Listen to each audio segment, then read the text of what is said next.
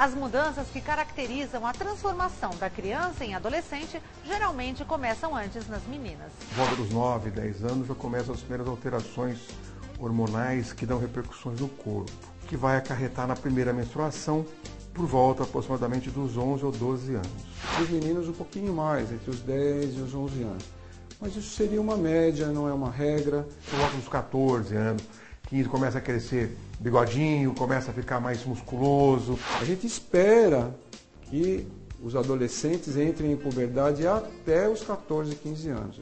Muitas vezes, por conta dos hormônios, ela também começa a ter acne, pele oleosa, ela começa a ter um pouco de estrias, se o seio desenvolve rapidamente e cresce muito. A gente tem feito de rotina exames laboratoriais na primeira consulta que a gente recebe adolescente. E hoje a gente já inclui pesquisa metabólica, igual a gente faz para o adulto. Colesterol, triglicéridos, glicemia. Geralmente a primeira visita é um bate-papo, é uma conversa para que ela fique à vontade. E aí a gente fala sobre tudo. O pediatra é um clínico geral do adolescente. Ele não é um especialista específico de uma área, ele é um clínico que aborda todas as áreas clínicas com uma visão específica para a idade. Assim que a menina tiver a sua primeira menstruação, seria o momento ideal para a primeira conversa com o ginecologista. Até porque, a partir daí, teoricamente, ela está apta a engravidar. Ela já poderia começar a fase fértil da vida dela. É muito importante que a menina saiba que as primeiras menstruações, o primeiro ou segundo ano de menstruação, são irregulares. A mãe às vezes traz aquele desespero, mas doutora, ela menstruou e agora não vem mais, já faz 3 meses. É normal, pode acontecer. Mas doutora, ela menstruou e agora está vindo todo dia. Também é normal, pode acontecer. O atraso significativo do início do período fértil não é normal e precisa ser investigado. Se a menina não menstrua até 16, 17 anos de idade, é conveniente fazer uma investigação. Ela pode estar tendo uma puberdade retardada, ela pode estar tendo algum problema hormonal ou, às vezes, algum defeito genético. A gente tem casos de meninas, por exemplo, que nascem sem útero, nunca foi ao ginecologista, não sabe disso. Tem meninas que nascem com ímen imperfurado. Ela tem o ímen fechado e não menstrua. E às vezes é caso de cirurgia.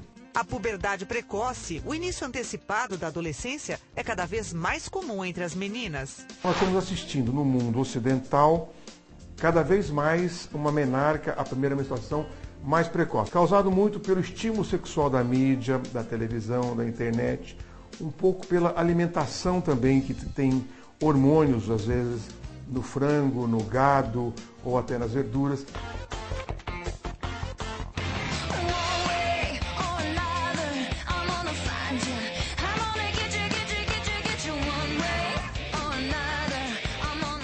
Normalmente as meninas amadurecem um pouco antes do que os meninos, elas entram na puberdade também um pouco antes, elas têm a fase do estirão, que se diz, mais cedo que os meninos. Então, pelo fato do corpo delas também se desenvolver mais rápido, culturalmente elas já passam a agir de maneira diferente também mais cedo que os meninos. O adolescente, ele vive o dia de hoje.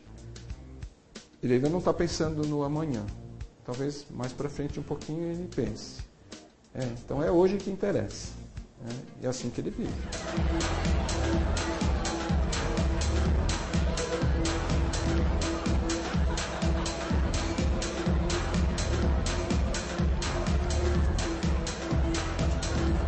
Essa característica leva o adolescente a assumir comportamentos de risco. É fato que os adolescentes experimentam tanto cigarros como bebidas alcoólicas, como outras drogas. Eles não têm muito essa noção de consequência, de causa e consequência. Eles acham que nada vai acontecer com eles.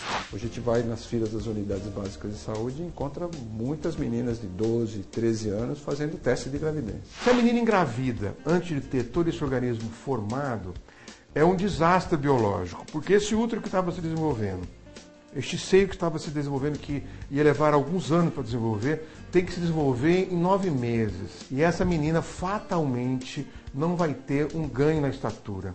Tem que saber usar preservativo, tanto o menino quanto a menina. Além de evitar uma gravidez indesejável, o uso de preservativo diminui o risco de transmissão de doenças.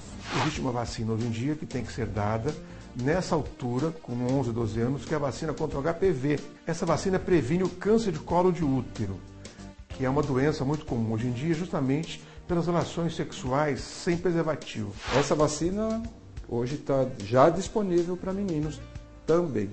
Existe também um período adequado para o uso dos anticoncepcionais. A gente começa a administrar o anticoncepcional, no mínimo, a partir de 2 anos que a menina teve a primeira menstruação. Às vezes, a gente é obrigado a usar antes, se a menina começou a ter relações sexuais antes dessa data. Existe muita expectativa na primeira relação sexual, né? Portanto, é preciso que esse adolescente esteja sempre acompanhado, tenha condições de falar sobre isso com a família, para que ele tome as decisões que sejam mais adequadas. Não dá para dizer quando é o ideal, isso depende muito da estrutura desse adolescente. É muito comum elas terem a primeira relação e depois se arrependerem. É muito comum. E aí elas vêm desesperadas, às vezes elas até fazem bobagem, tomam a tal da pílula pós-coito, que é uma pílula do dia seguinte, que é muito forte, que não é para usar de rotina uma vez ou outra. É preciso que esses pais impeçam que esse adolescente corra riscos e que faça coisas erradas. É conversar com essa criança, não reprimir, orientar, para que quando ela bater a sua primeira relação, ela saiba como se proteger, ela saiba como escolher o seu parceiro. Os melhores amigos dos filhos são os pais, mesmo que alguns adolescentes achem que não. A família falou uma coisa, o grupo aponta outra, então ele tem que fazer parte de um grupo, mas esse grupo diz uma coisa que é diferente do que a família falou, então ele passa a contestar, a dizer que ele não quer o que o adulto está pedindo, porque ele tem que enfrentar, ele tem que mostrar para o grupo que ele já é maduro, que ele já sabe tomar as decisões dele. Então, ele carrega esse ranço, né, de aborrecente, porque ele fica mais marrento mesmo, ele está numa fase de contestação. A contestação, eu diria que é um marco da adolescência. Nessa fase contestadora, é preciso que os pais não criem ainda mais barreiras que dificultem a comunicação com os filhos adolescentes. É importante que ele tenha confiança nos pais e que ele possa falar. Por mais difícil que seja, que ele tenha essa abertura da família para que ele fale, para que ele se expresse, para que ele aponte o que está bom e o que precisa ser mudado. O diálogo é importante. Então, esse assunto é focado com os pais e com adolescentes. É importante que a família mostre e que tenha firmeza dos valores que ela acredita e que imponha isso ao filho, sim. O adolescente não fica traumatizado, por exemplo, se ele não pode ir a uma festa que os pais consideram que seja um problema, desde que a família esclareça para ela quais são os perigos que ela pode estar correndo, quais são os medos que essa família tem.